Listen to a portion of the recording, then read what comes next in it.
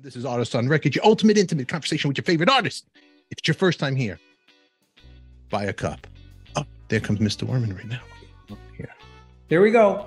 There he is. There he is in the flesh. Man, Tom, I got to ask you, a legendary career. Finally, you're putting a book out, which will be out in November, I believe, correct? 21st. The 21st, November 21st. Yeah. Right now, you could pre-order on Amazon, right? You could order like 100. I'm going to order. I'll order one. Turn It Up. Everybody, if you're looking, I'll put the links down below. It's Turn It Up, Tom Werman. My time making hit records in the glory days of rock music. It was the glory days, wasn't it, Tom? Oh, yeah. Absolutely. Different time. And then you walked away. You went and you went away. You walked away from the business. Actually, I was gently pushed.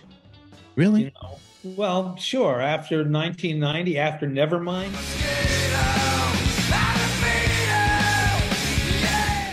Things were different.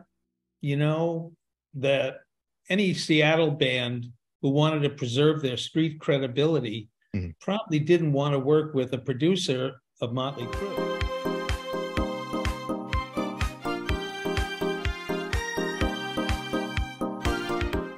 You know, it was just too glam, too corporate, too whatever, you know, too perfect, actually. It was in tune and in time and very few audible errors. And, you know, in the 90s, music came, the grunge, you know, tidal wave enjoyed being out of tune. And, you know, they said, I can believe that they said, this sounds too good. You know, let's put something wrong in it. So that was the deal. I was not cutting edge. I was not that in demand. So the deal was I saw the writing on the wall and excused myself. Just go, it's time to bow down gracefully, basically, right? Would you say? Yeah, the last thing I did was a movie, and the movie was about rock and roll in the 80s, so that was appropriate. When you were working with Motley and all these cats, you brought a certain element of sound to that generation, which your production was. It was the stamp of that time. That time, you know, like everybody wants to sound like a Tom Werman. Give me Tom Werman. I want to sound like the Tom, you know, that production. That's true. It's like you, back then, you didn't know who a Tom Werman, what you look like, nothing about you. You see your name in the albums. Girls, you know, Shout the Devil, Girls, Girls, Girls, Theater of Pain. You'd be all of it. Ted Nugent, you did, you know, all this crazy, amazing, legendary stuff. So when you were working with the crew at Shout the Devil, that album, that time, I have to ask you a question, and not that I'm a drama guy, but I got to know, because Rumors was Nikki. We know Nikki, his band, his songs, his thing. Yes, he played every note. I have to know that because Bob Rock, I think, was credited as repeating what Nikki said to him, which was, I don't remember playing bass on that album, you know. And I can understand that. But he said, I don't know, maybe somebody came in at night and replaced all my bass parts. I saw him play every note. I was sitting right in front of him.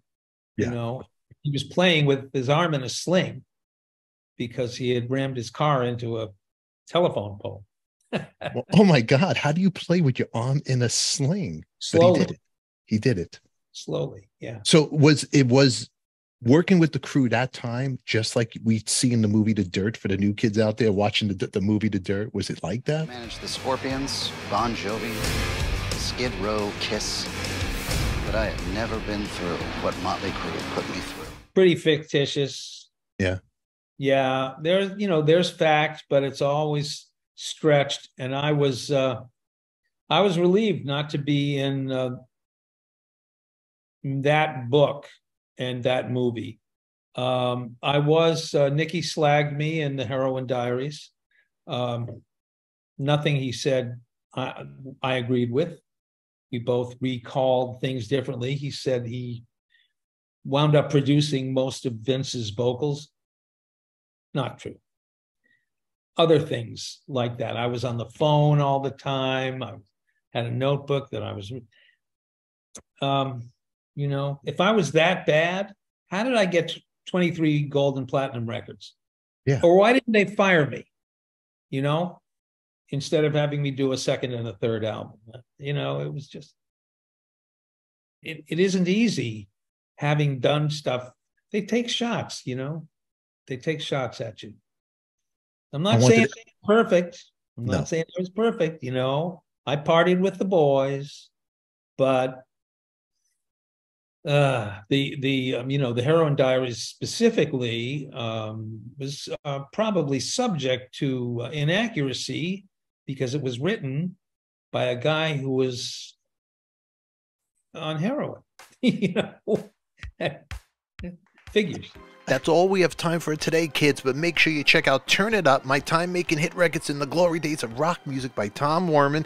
We'll be releasing more clips of my conversation, but if you want to catch this episode now unedited, join us in our members only club right here on YouTube.